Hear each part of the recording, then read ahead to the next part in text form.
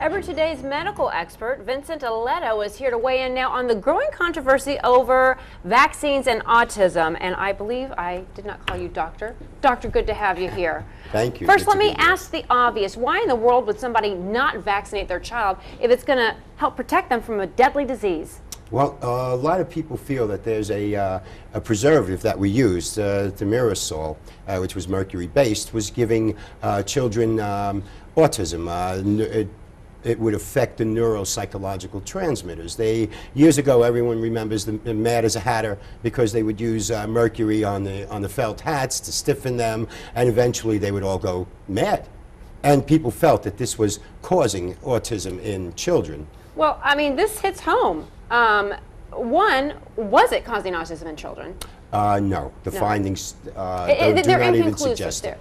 But it hit home with maybe my son had chronic ear infections. They thought he was autistic until they realized, well, that's why he's not speaking and exhibiting similar symptoms. But my doctor said to me, well, do you want to vaccinate your other children then if you have a possible autistic child? And I was kind of like, what do you mean not vaccinate? So is it possible to opt out and not vaccinate your child because you are afraid or want to go the more natural route? Yes, it is possible, but here's the thing that we have to think about. The world community is getting much smaller. People are bringing diseases from other countries. We need to protect our children, not just our children, our grandchildren, our children's grandchildren. Let's not forget, we are not eliminating disease. We're simply keeping it in check. In 1977, Japan opted no more pertussis because we haven't seen it. Whooping cough. Yes, by 1996, there was 1,300 cases, 41 deaths. Wow. Now, that's an unfortunate number of deaths. Once again, they are now instituting pertussis vaccinations. Now, Doctor, let me ask you this. There's a popular neurosurgeon online now, Russell Blaylock, you may be familiar with him, who's suggesting to doctors, well, this is nonsense. If you feel that strongly about these vaccinations, vaccinate yourself.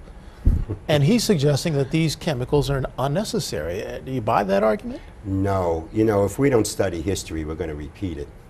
Entire tribes of Native Americans were wiped out by smallpox when the Europeans came over because they had no immunity to it. It's going to happen again. You know, there's enough disease in this world that we have to worry about. At least let us take care of some of the diseases we can.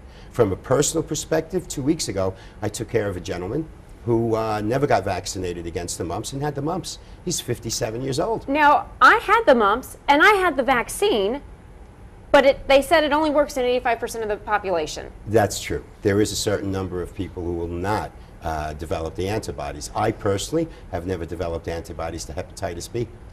Now, are there new threats out there? In the break, you and I were talking about spinal meningitis. There's a vaccine to prevent that. Are there other threats out there that we need to be looking out for? Measles.